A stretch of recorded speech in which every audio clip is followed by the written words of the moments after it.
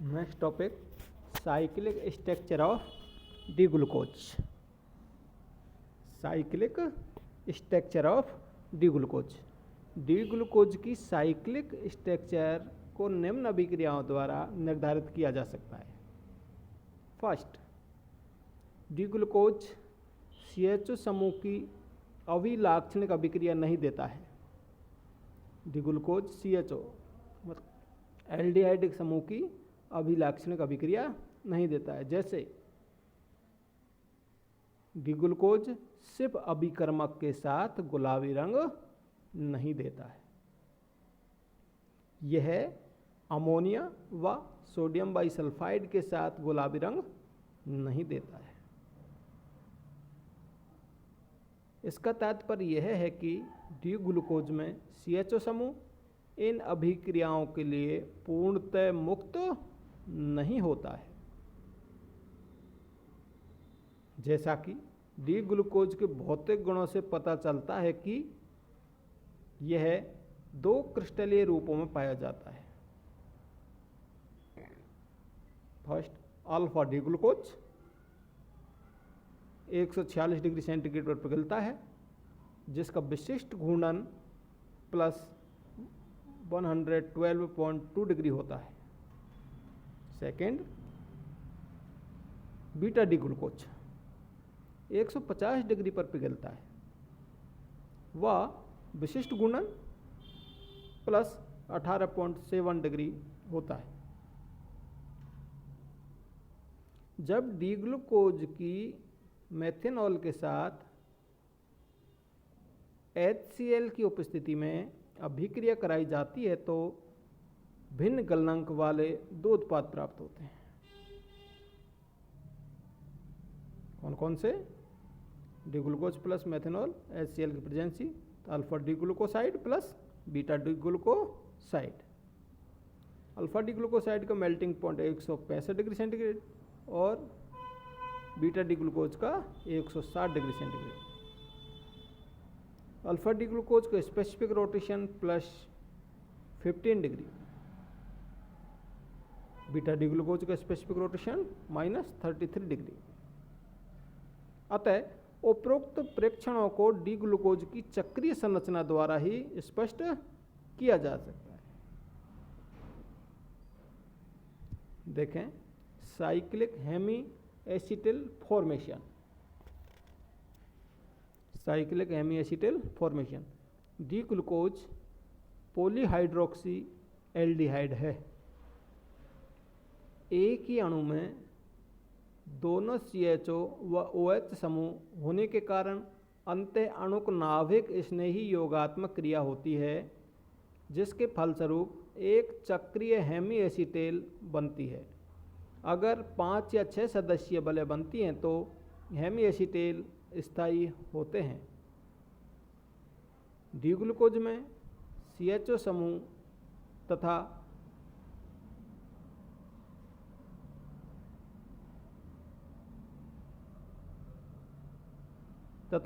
Carbon 5 पर उपस्थित OH समूह की क्रिया द्वारा 6 सदस्यीय चक्रीय हेमी एसिटेल बनते हैं, क्योंकि विव्रत श्रृंखला संरचना का कार्बोनिल कार्बन चक्रीय हेमी एसिटेल में नया C1 असममित केंद्र बन जाता है।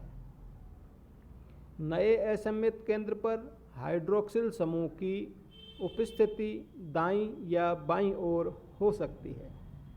अतः यदि फर्स्ट OH समूह दाईं ओर है तो अल्फा डी ग्लूकोज होगा।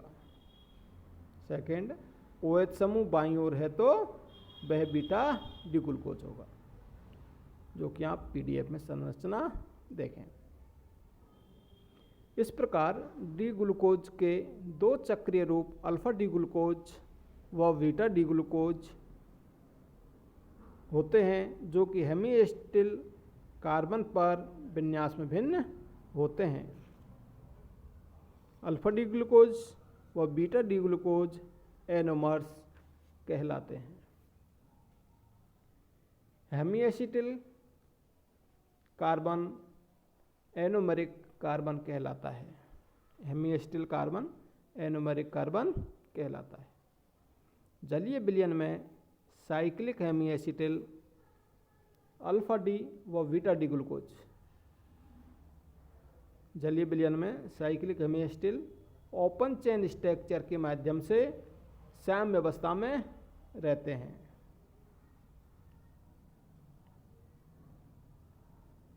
Hayworth projection formula. D glucose की cyclic hemiacetal structure Haworth projection formula के द्वारा प्रदर्शित की जा सकती है।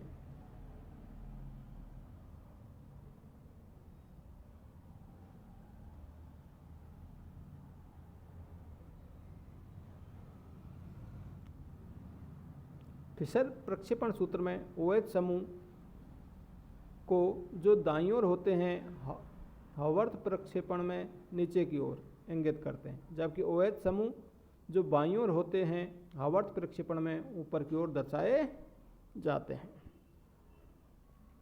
Next, determination of ring size of monosaccharide. Determination of ring size of monosaccharide. जैसा कि हम जानते हैं कि बेयर के विकृतिवाद के सिद्धांत के आधार पर 5 व 6 सदस्यीय बलय 3, 4 व 7 सदस्यीय बलों से अधिक स्थायी होती है। इस कारण हम यह मान सकते हैं कि ग्लूकोज अणु में C4 या C5 पर उपस्थित OH समूह चक्रीय हेमीएसिटिल के निर्माण में भाग लेता है, किंतु 6 सदस्यीय बलय में बंद कोण तनाव 5 सदस्यीय बलय से कम होता है। अतः यह माना जा सकता है कि संभवतया C5 पर उपस्थित OH समूह CHO समूह के साथ सक्रिय हेमीएसिटिल के निर्माण में भाग लेता है।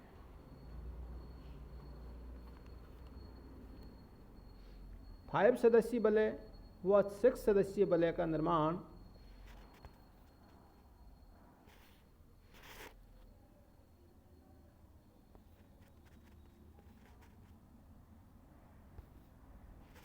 फाइव सदस्यीय बलय व 6 सदस्यीय बलय का निर्माण उनके सापेक्ष स्थायित्व पर निर्भर करता है।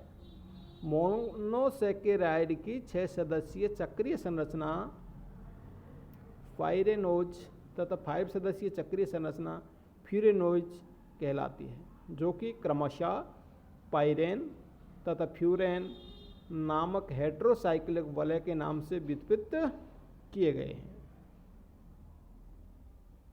डी ग्लूकोज की पाइरेनोज संरचना को निम्न प्रायोगिक तथ्यों के आधार पर निर्धारित किया जा सकता है।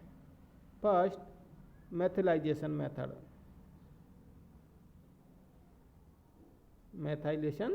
Methylation method.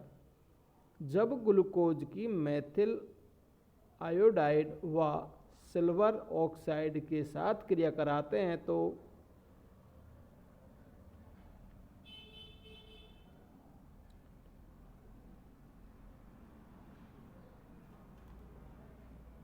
पेंटामेथिल व्युत्पन्न बनता है। पेंटामेथिल व्युत्पन्न में पांचों मेथॉक्सी समूह समान नहीं होते हैं। मोनोमेरिक कार्बन C1 पर उपस्थित मेथॉक्सी समूह अन्य 4 मेथॉक्सी समूहों से अलग होता है, क्योंकि यह समूह ग्लाइकोसाइड बॉन्ड का एक हिस्सा होता है। यह इससे सिद्ध किया जा सकता है कि इससे सिद्ध किया जा सकता है कि तनु HCl के साथ पेंटामेथिल व्युत्पन्न जटिल होकर टेट्रामेथिल व्युत्पन्न बनाता है, जो कि दोबारा सुने, तनु HCl के साथ पेंटामेथिल व्युत्पन्न अपघटित होकर टेट्रामेथिल व्युत्पन्न बनाता है, जो कि ओपन चेन स्ट्रक्चर के साम्य अवस्था में रहता है। अतः C1 पर उपस्थित मेथॉक्सी समूह जल्दी से जल अपघटित हो जाता है, जबकि अन्य मेथॉक्सी समूह सामान्य परिस्थितियों में जल अपघटित नहीं होते हैं। इनके जल अपघटन के लिए प्रबल परिस्थितियों की आवश्यकता होती है। इस प्रकार डी ग्लूकोज के टेट्रामेथिल व्युत्पन्न की ओपन चेन स्ट्रक्चर में फर्स्ट 4 मेथॉक्सी समूह, सेकंड दोबारा सुना 4 मेथॉक्सी समूह, एक CHO समूह तथा एक CHOH द्वितीय एल्कोहलिक समूह होते हैं। अतः C5 पर सेकेंडरी एल्कोहलिक ग्रुप होता है जो कि हेमी एसीटेल के निर्माण में भाग लेता है। सेकंड सुना पर आयोडिक एसिड क्लीवेज मेथड। यह विधि भी मोनोसेकेराइड में वलय के आकार का निर्धारण करने के लिए प्रयुक्त की जाती है।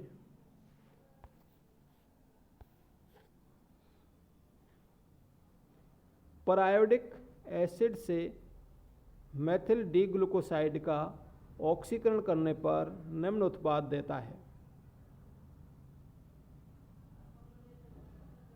इस अभिक्रिया के बाद की मेथॉक्सी इस प्रकार C5 पर उपस्थित OH समूह चक्रीय हेमी एसीटिल निर्माण में भाग लेता है। अतः प्रायोगिक प्रमाण ग्लूकोज में 6 सदस्यीय वलय की उपस्थिति की पुष्टि करते हैं।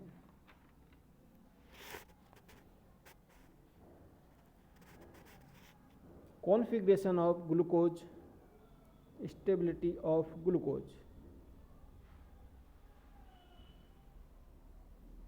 डी ग्लूकोज का चक्रीय रूप असममित कुर्सी रूप में पाया जाता है।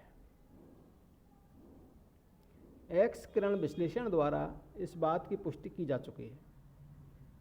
हेबर्थ प्रोजेक्शन फॉर्मूला को कुर्सी संरूपण में निम्न प्रकार प्रदर्शित किया जाता है। हार्ड कॉपी में PDF में देखें। अल्फा रूप, कुर्सी रूप C1 पर OH ग्रुप अक्षीय स्थिति में एक्सियल लेस स्टेबल, और कुर्सी संरूपण सभी प्रतिस्थापी समूह निरक्षीय स्थिति पर, मतलब निरक्षीय स्थिति पर है बीटा रूप, तो वो मोर स्टेबल है। बीटा रूप अल्फा रूप से अधिक स्थायी होता है क्योंकि बीटा डी ग्लूकोपाइरेनोज में एनोमेरिक कार्बन में बंधित OH ग्रुप इक्वेटोरियल स्थिति पर होता है, परंतु अल्फा डी ग्लूकोपाइरेनोज में एक्सियल स्थिति पर होता है। अर्थात बीटा डी ग्लूकोपाइरेनोज में लेस स्ट्रिक्ट रिपल्सन पाया जाता है। इसमें सभी बड़े समूह इक्वेटोरियल स्थिति पर पाए जाते हैं। Next topic, formation of glycoside.